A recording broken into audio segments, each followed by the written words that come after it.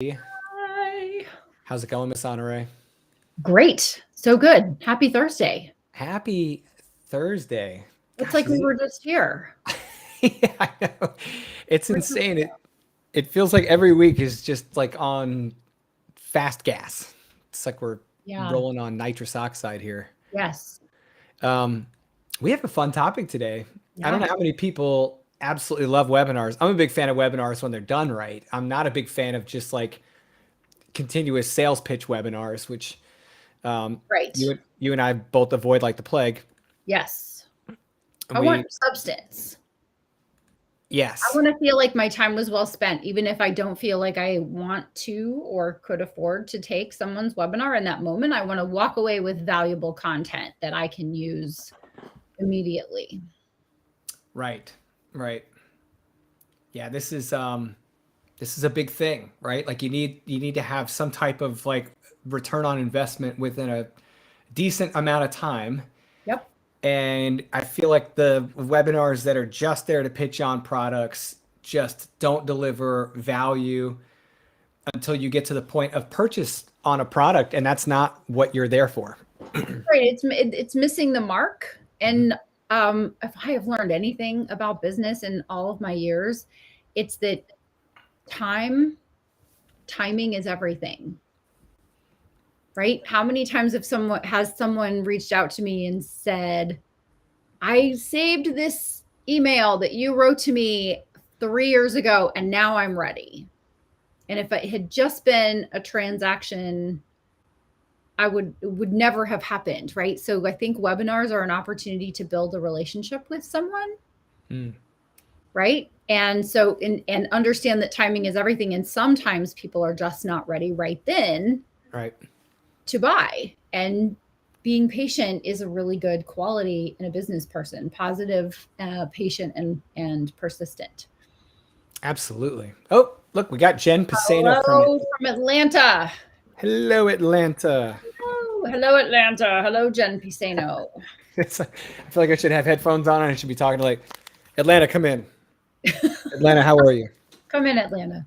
How do you hear me, Atlanta? Lima Charlie. All right. So before I get off of my weird military stuff, um, so the cool thing about we're in particular talking about like evergreen webinars can be really powerful, right? Because it's not just let's do a webinar and then we're done. It's like a thing that you can roll into your business for lead gen, for helping Yes. clients, for establishing know, like, and trust factor with people that are new to your audience, all the stuff. And I used to do webinars differently than I do now because of you making the suggestion that a webinar I had done in the past could be put in my LMS, my learning management system, specifically Thinkific, which is our chosen um, place to hang our hat. And so I took an old webinar, building a 7-figure coaching business, and it's for coaches. And I put it in my Thinkific platform. And darn if you weren't right, not a shocker, but pleasantly surprised that you were right, that people do discover that webinar and listen and get into my ecosystem, and then sometimes occasionally buy the course from the webinar that I did a long time ago that's still providing value, which is really cool. And so it's completely changed my thought process around, I have to do webinars all the time. I have to do the same webinar all the time. I have to bug my list about the same webinar all the time. I can check off my box of being continuously creative by creating new valuable content and then making it evergreen so that when the time is right, both to watch it and also to perhaps engage with me in a bigger way, it's ready. That I get lucky, right? Preparation meets opportunity. Right. Hello, Wayne. Nice to see you this week as Yes. Yeah, this is our random LinkedIn user. well. Oh, I love how LinkedIn does this. They won't put the profile sometimes on people, but I right. can see I We keep know who you are. yeah, we know who you are. We know who I you are. keep LinkedIn open while we're broadcasting so that I can see your comments specifically. Right. Wayne, thanks for joining us. Are you still in Egypt, Wayne? Wayne, are you still in Egypt? Let us know. Come in, Egypt. Yeah, come in Egypt. Come in, Egypt.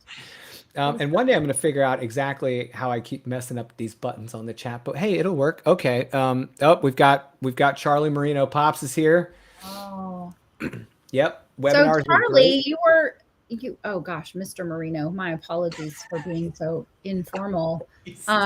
Please tell me how you experienced the webinar yesterday, because you were on the webinar yesterday. So give me some feedback. Yeah. Go ahead and type up some feedback if you want. Honest 5-star reviews, please. Yeah. So for those that weren't on the webinar, Honorée just did a webinar yesterday.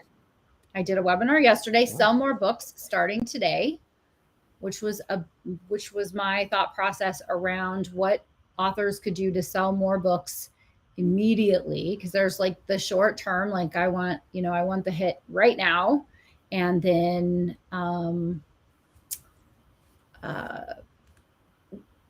also talking about book marketing mastery, right? Which is the course that may or may not be the right fit for the person watching it, right? The right fit yesterday, or the right fit today, or the right fit in the near future. Right.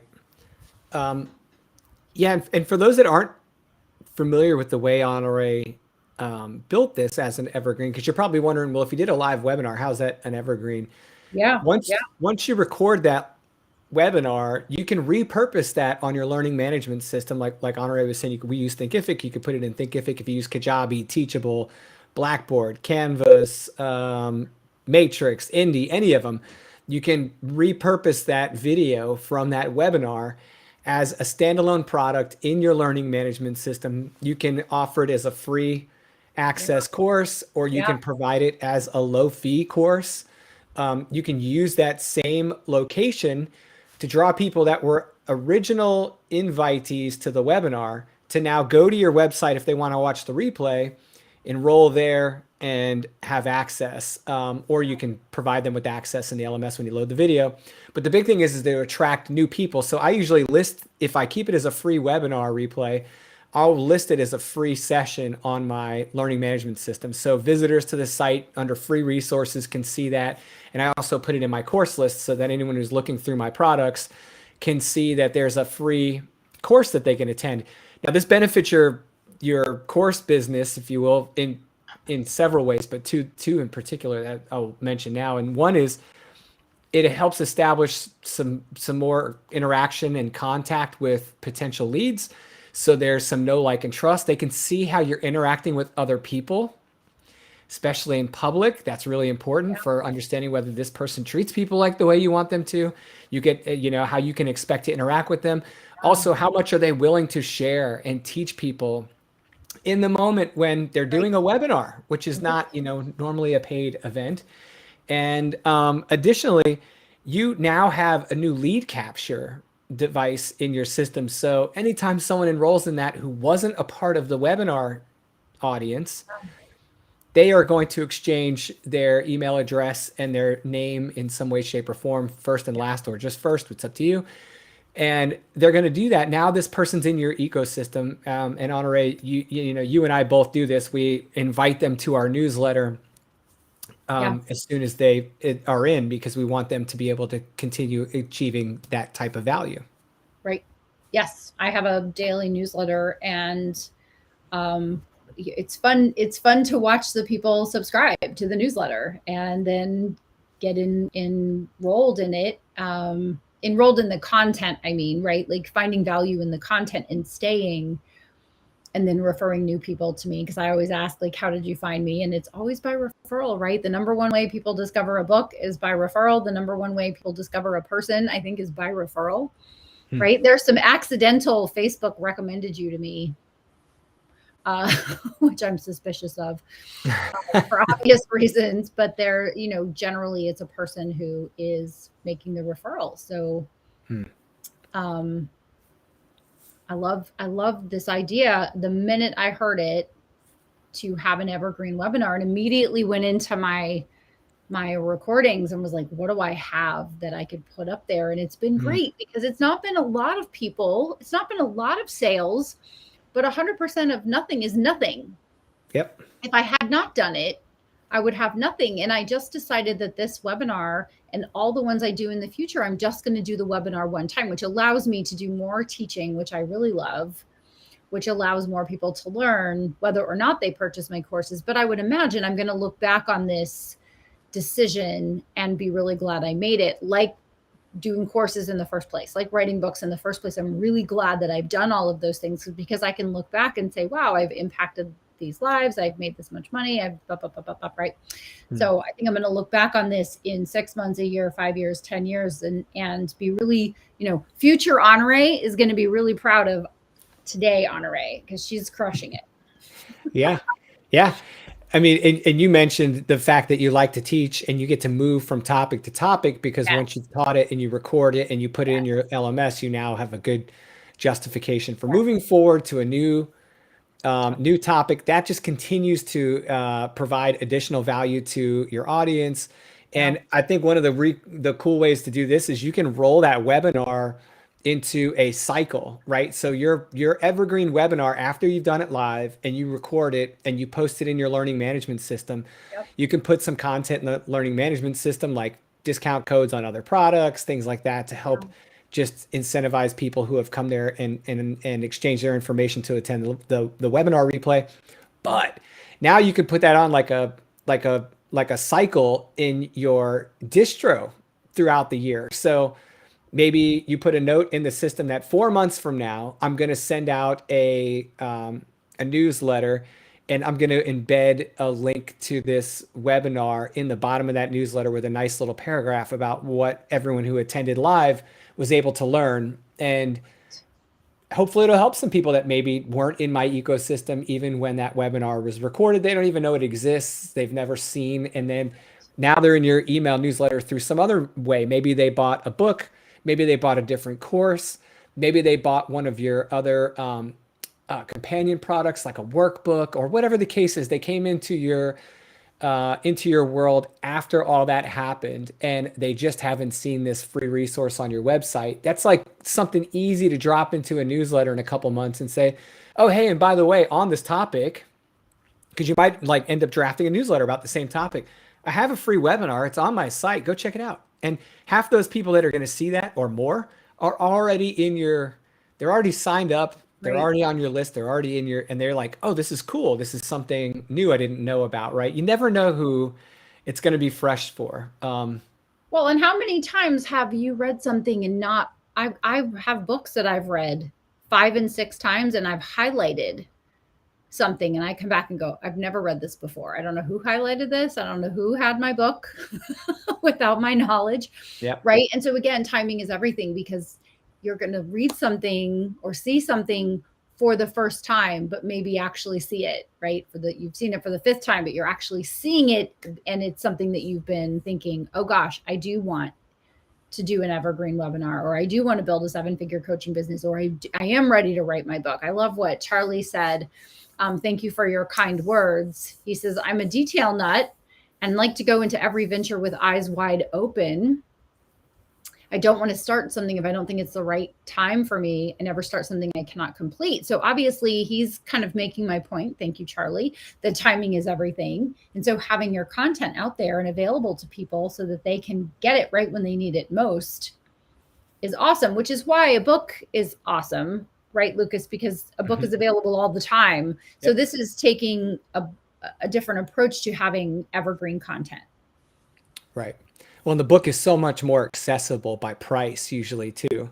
And I think that's one of the reasons why the webinar is really complementary to the book, because one of the powers of the book is that accessibility, the fact that it can reach so many people that don't have financial barriers to entry into more expensive areas of your product line, and having that complimentary webinar that goes right along with it or is related to topics in the book. It's just like a hand in glove kind of thing. It's fantastic. So if you're the person hosting the webinar, and you're kind of like reeling from all this going, oh, wait, there's like all these things I can do with it. Does it change the way I approach my webinar? Mhm. I would just say you just think about what you're going to do with the product a little differently, but it doesn't really change the format of the webinar whatsoever unless you're kind of new to webinars and you just haven't had a format before. You can kind of create your method knowing that you're going to have this in the future. One thing that Honorée and I have talked about though with formatting the webinars is just making sure that whatever you promise in the webinar that you then post on your website, like people are going to expect that to happen. So if you're going to make a special offer that's timely and has a limitation on it, if you're Right. going to make that kind of offer in your webinar, make it live, but make sure you potentially eliminate that segment of the webinar from your evergreen product on your website, Mhm. on your LMS, Right. your learning management system. Right. This way, people don't go, well, I don't see where I can get that. Right? And you end up with a frustrated or confused person. We don't So, want that for sure. so we have a question here. Yeah. I think this is from Jen. By the way, if you're on Facebook, if you could just like uh, put your name in the comment in the beginning or the end of the comment with like a dash Jen or whatever, it would help us out because we can't see who the Facebook users are. We want to know who you are. Yeah, I want to know who you are. So if this is Jen, the question is, what's the recipe for a successful webinar? Honorée, you've done quite a bit of these. You want to weigh in first? Well, I'm not sure I know. Ah, yes, you do. But well, so I know people who have wildly successful webinars that are selling during the webinar, immediately after the webinar, and continuously, right? And I haven't necessarily cracked that. So just, I'll share with you what I do, what I've been taught to do, and then I think really you have to find your own rhythm and your own process. Um, so I was taught to introduce yourself at the beginning of the webinar. So a lot of people that came yesterday to that webinar were new to me. I did not recognize names, and I'm really tuned into my email list and who's on my email list, and it's big in terms of thousands of people where I don't know all of the names. But I kind of pay attention to how many Jens, how many Joes, how many Davids, like so I pay attention to names, probably because I have an interesting name. So I pay attention to interesting names, and I'm always curious where people come from. To give people context, the very first things like, why should someone listen to you? Why do you have credibility? Because anyone can say I'm an expert at book publishing, courses, rocks, flowers, trees, whatever. Anyone can say I'm an expert at it. And so contextualizing yourself, regardless of humility, Dr. Lucas, right, is really helpful. It's helpful for people to know that you have real credentials, not just, I've decided I have credentials today, credentials. So I make a stop at how many books I've written and how many people I've helped write books and those sorts of things. Not because I want to talk about myself, because I really don't. It's because when I say the numbers, they are you can't argue with them. They exist. You go, oh, have you really done that? And you Google.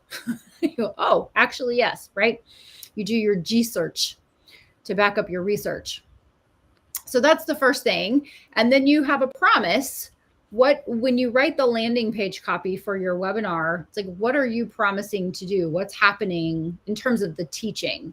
So I said I was going to teach 3 things yesterday in the webinar. And so I start with, in order to get you here, I promised to teach you 3 things. And I think that's a component of a successful webinar is, and I've attended a lot of webinars who don't meet this acid test, right? Which is, well, they promised to teach me something, but they taught me just enough that now I'm frustrated. Right now I'm like, well, now I don't know enough to go take action. So I eliminate that and I teach enough so that someone can go and take action, whether they ever give me $1, whether I ever hear from them or me here, or they hear from me again ever. They can take what I gave them and put it into action. I don't talk in theory. I talk in practical action steps. So I generally will teach 3 things in a webinar, but you can teach 5, you can teach 75. It's totally up to you, the instructor. I generally under promise and over deliver. So yesterday I said I was going to teach 3 ways that you could sell more books today, and I taught 6 because I couldn't choose. I was like, which 3 are the most important? They're all important. So I just did all 6 because that's how I want to be perceived as someone who under promises and over delivers. And then you can highlight your course. So what is it that they could buy? This is what they get for free. What is it? What do they get if they buy something? So in that process, I was selling a course, Book Marketing Mastery. And so I did the teaching. And then I said, okay, are you ready to go? Now, do you know everything you need to know about book marketing? Do you feel like now you are an expert book marketer? Well, I don't think so, right? I think that this is just the tip of the iceberg. And I've taught you how to think about book marketing. And I've given you 6 ideas that should help you to fall in love with book marketing, which are the 3 things I wanted to teach. But are you ready to go now? Do you feel like, okay, I can sell my own 4.5 million books? Probably not. And so the answer to that is that you can buy this course, which will give you a line of sight to anything that you want to do with your book in terms of book sales, right? And so then there are 2 more elements of it. So once you've done the teaching and you've done the, hey, here's the course that you could buy if you wanted to, then you can do a Q&A, like take all the questions. Some people do, some people don't. I love the Q&A because it really makes me clear on where I could add more content or other, because if I get the same questions over and over, it's like, okay, this is a common question. I want to answer this in my newsletter. I want to add it to the course, something like that. And then finally, a giveaway. So at the very end, I'm giving away valuable resources that have cost me either thousands of dollars to obtain or thousands of hours and dollars to obtain, or both. And then that's wrapping it up. And then there's a thank you page. And then that's where they can buy their bonuses. And then the link to where they can buy the course if they want to buy the course. And I'm thanking people. And then I'm wrapping up. So it usually takes about an hour. I'm pretty chatty, as you have probably figured out. And so I tend to be a long talker. And so that's my format for having a successful webinar. And then as far as the post webinar, I'm sending an email to everyone who missed it because it is during the workday. A lot of people are still engaged with something during the day. And so you do want to provide a replay, access to a replay, perhaps a special price for attending the webinar, for purchasing the course. And then if it's evergreen, then now this one is for me, then now I can offer it to anyone who ever wants it from now until the end of time. Right. First of all, I agree 100% with everything that you said, Honorée. And I just want to put a couple of just highlights on a couple of points that are a little less tactical than what you covered. You covered in really good detail a lot of the really important parts of executing. I think when it comes down to a few things that make it work for the client, you got to make it easy for them to access. If they have a hard time logging in, I don't care if this thing, and most of them are free, but if they can't get in, they're only going to try so hard before they just drop. That's right. The same way. Yeah. You need to communicate the day of the event. A lot of people do a really good job of communicating, the days leading up to, but then they don't say anything that morning or that afternoon or within the hour or whatever the case is. I'm going live soon is one of my favorite emails, right? I'm coming. Yeah. And you have to understand the systems that you're using for these things sometimes have that capability built into them, and sometimes they don't. And so you just have to know which is which, because for example, these live streams, we're going live on several different social media platforms, and some of those platforms will remind people that frequently view them that, hey, Honorée or Lucas, or Honorée and Lucas, if you're following both of us, are going live in an hour. You'll get a notification like that. Same thing happens with different systems that you have people enroll in. So if someone's enrolling through Zoom or enrolling through some other type of automated scheduling video production tool, then you might be able to build that right into the sequence so you don't have to worry about it. Because if you're like me, the last thing you're thinking of that morning is I have to email this whole list. I love having that automated for me. Yeah. And this one, this one can get a little tricky, but it's absolutely important that you do this. Honorée spent a lot of time building up the appropriate audience, the people that follow her and that come into her ecosystem know exactly what she does, or at least know enough about who she is and what she does to know why they're there, right? They know why they're there. They're interested in books, whether it be publishing, indie, or traditional, or whatever. They're writers and they're interested in books. Almost nothing could be more detrimental to your success with your webinar than choosing the wrong audience. So make sure that you're marketing to the right people, that you have the right platforms, pushing it out to the right people. And again, that the marketing that goes into and the promotions before the event aren't like super cheesy, that they feel and sound like the webinar is going to, so that people will be attracted to it and you've got some message consistency. One last thing. I deal with this all the time with course creators. I've had course creators come to me and I help them build something and I say, all right, let's talk about your marketing. You're going to include a webinar in your marketing campaign. And they're like, okay. I get several types of responses. Well, I've done webinars before and they don't work. No, they do. I could point you to tons of people who literally eat, sleep, and breathe having a consistent webinar in their cycle, because that's what feeds their business. There are people who have outsourced the webinar hosting and execution to someone else, and then that person doesn't deliver, and they think it's the webinar's fault when actually it was a bad partnership. Yeah. And then one other thing to go along with that point, your expectation about offering a free session to someone, if it's attached to a product at the end that is a very expensive product, then your expectation should be that you may have some success, you may have no one sign up. Just remember, you're offering a free product to the general public oftentimes. And if you have a $10,000 offer at the end, you're probably not going to, if 50 people sign up, you're probably not going to have 50 people buy a $30,000 product. That's what I'm saying. No, it's the higher the ticket price, the longer the thought process, especially if they don't know you. So like new relationship, high ticket, thought, time, right? Time, again, timing is everything. The amount of time it takes for someone to make a decision to buy now is important. I love that Harvey Veenstra. Am I saying that right? Harvey Veenstra. A notification is why I'm here now. I think that's fantastic. Nice to meet you, Harvey. Yeah, Harvey, thanks for coming. He's a maintenance program manager. And so he is killing it out there, making sure that FOL, all the stuff is running. What's that? He's an FOL, friend of Lucas. Yes, he's in the Lucas network.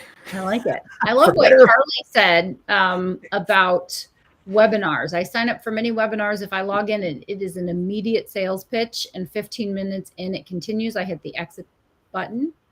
I think a successful webinar is to let people know who you are, what you do, and then have a discussion, sharing experiences and being honest. From there, people will go to your websites, look you up, and follow you. All of that agreed. And then thank you for this, Charlie. You did not rush to get off the screen yesterday. I didn't. I block out the hour after my webinar just in case there are lots of Q&A time, because some people are shy at first. They want to let everybody else go. And only when I stare at the screen for 5 seconds will they go, well, I might have a question, right? So I'm looking for the reluctant question askers who have great questions. And so I don't rush to get off the screen. I don't have something else I have to do in 10 minutes, right? Or in 5 minutes. All right. So thank you for that. I appreciate it. Yes. And then we have Jen, our magical live assistant. Thank you. Jen is every week consistently producing the lists of great things that we are just spouting. Yeah. Thank you, Jen. You're magical. I think that's what the stars are. It's like, it's magical Jen right at the bottom. She is magical Jen. Yeah. For those that don't know who Jen is, we're talking about Jen Pisano. Yeah. She's just a tremendously awesome human being. She is so much fun to work with and talk with. encourage you to connect with her. She's very active on Facebook, so make sure if you're viewing this on Facebook or if you have a Facebook account, you look up Jen Piceno, and that's Piceno, and get to hanging out with Jen because she is just a tremendous person to have in your world. That's correct. Thanks for the list, Jen. Jen. So, Honorée, we've got about 10 to 13 minutes here before we have to burn the place down on the way out. But um, I think part of the problem with webinars being successful, and I'm interested to get your perspective on this, is that if you're really going to make the webinar a significant part of your marketing campaign for an evergreen product, like a book or a course that lasts on and on and on, then you have to have consistency in the webinar development and delivery, meaning you can't just put a webinar out once every 2 years and be upset when you don't get a lot of signups or if you don't get a lot of return on that. It's kind of like anything else, like your email list and everything. And I'm probably guilty party number one for not being as consistent with that as I want to be. Sure. Can you talk a little bit about how that's worked for you? Well, so I know some people beat the drum of have webinars all the time, like have a webinar every single month. And I did that for a while. And without question, it was very successful. I would get consistent course sales and engagement and newsletter signups and all the things.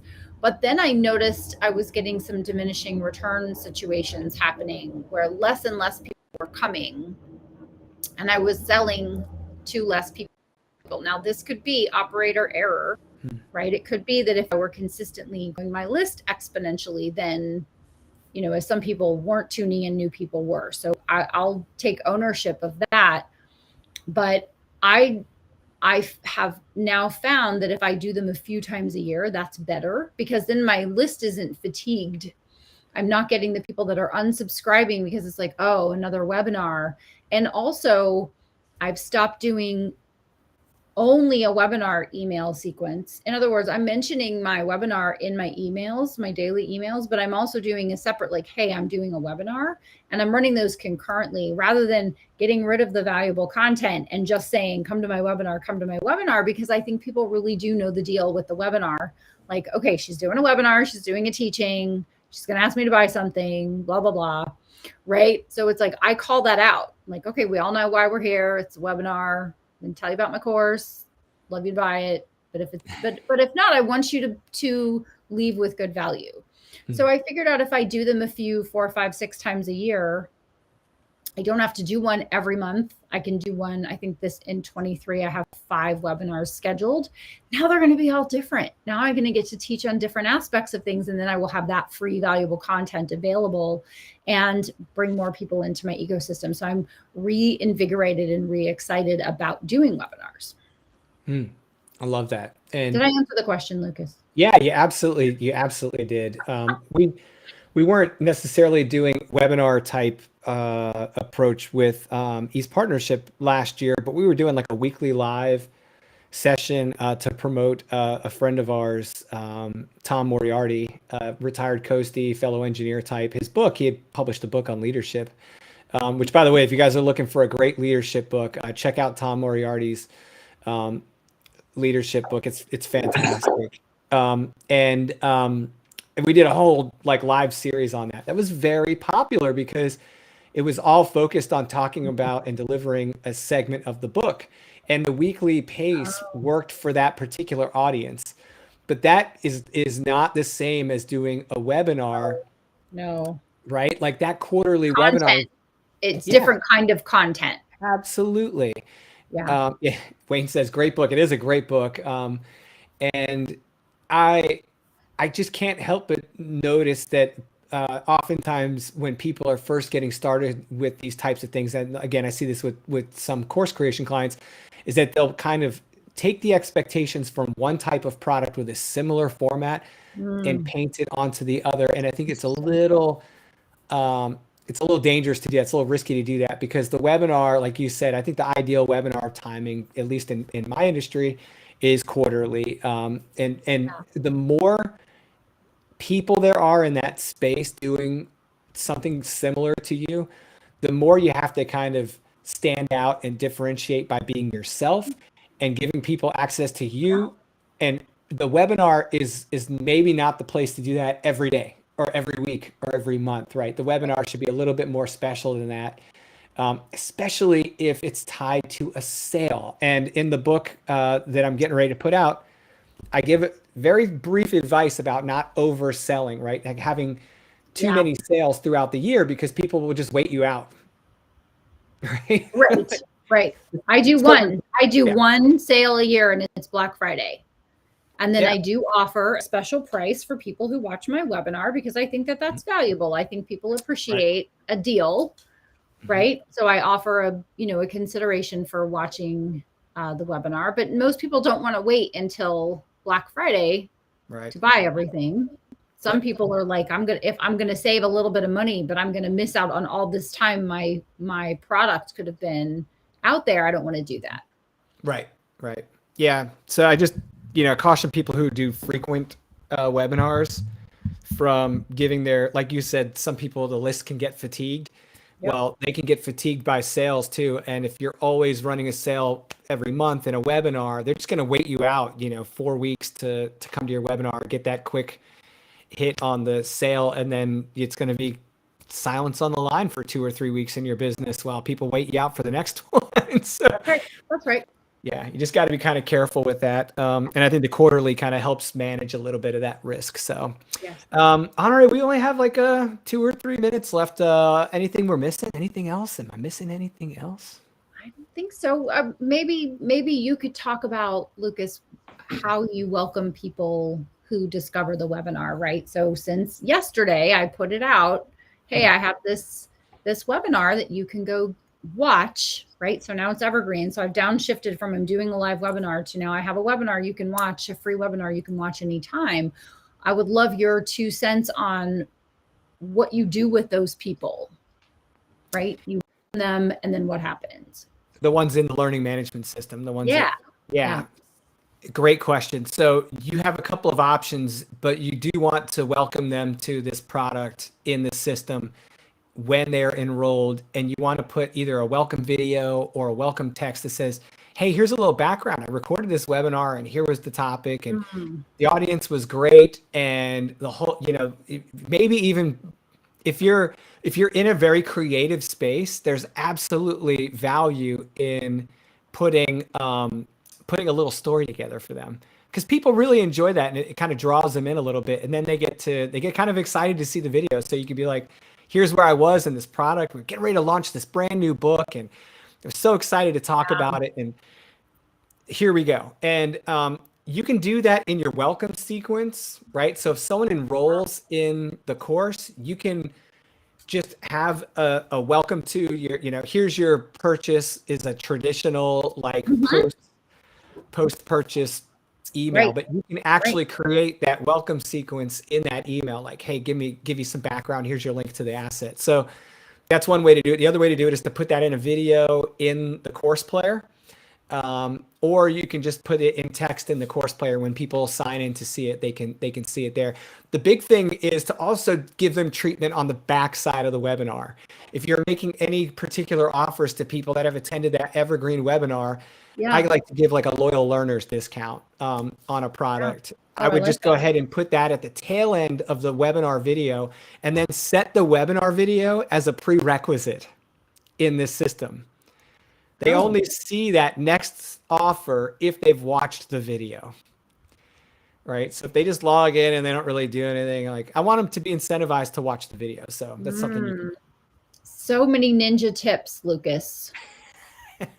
Sometimes we don't even realize the question we ask has so much gold on the other side of it, right? I was just expecting you to say, export those to your email system and send them a follow-up email and, wish them a very nice day. But you just gave me a couple of things that I will consider doing. I will do. Holly will be so excited.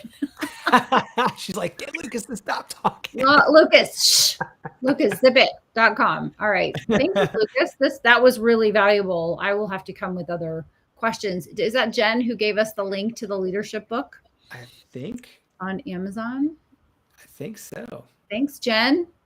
Yeah, so if you guys are on Facebook, you can click on the link right there in the comment and you'll see it yourself. I can't click on the link and make sure that's where it goes. So, hey, if that link goes somewhere you don't want to be, Not us. We didn't do it. waiving all liability. That's right. Waiving all liability. But I like that too. I wrote that down. Loyal learners discount. I love that. A loyal learner. Yeah, that's kind of my jam inside my system. So only people that actually know that exists are people that are inside my courses. Except for now, the whole world knows. Honorée. Yes. Shameless plug for your webinar. If you could just remind people what the topic was about. It was about marketing, your book, right? Yes. Sell more books starting today. And in it, I promise to teach people how to think about book marketing, to teach at least 3 ways to sell more books today, right, and how to fall in love with your book marketing so you do it forever. And I actually provided 6 tips for how to sell more books today. So you can find that. I'm not sure where. I'm sure it'll be in the show notes, right, Lucas? There will be. Yeah, we'll put it. Yeah, we'll put it in the show notes. But if you guys go to Honorée's website, all of her products are located on honoreecorder.com, and she puts links to her training products there as well, so you can kind of get to her stuff through that route. Yes. And Jen said she had our back. She did test the link. She's good. Right. Thanks, Jen. We appreciate that. All right, guys. Well, we have to shuttle Honorée off to a very important obligation, and life must move on. You guys all have to go out there and seize the day. Get all the great stuff done. Seize the day. Write your book, publish your course, and have a great day. And eat tacos. That's right. Okay. All the tacos. It's a Taco Thursday. It's a new thing. Well, it's actually National Pizza Day.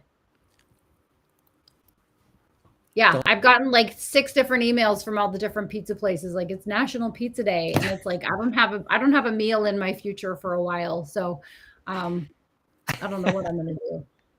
Panic. That's what you do on National Pizza Day when you can't eat panic. That's pizza. Right. That's right. All right. Thanks, everybody. Have a great week. We'll see you next time.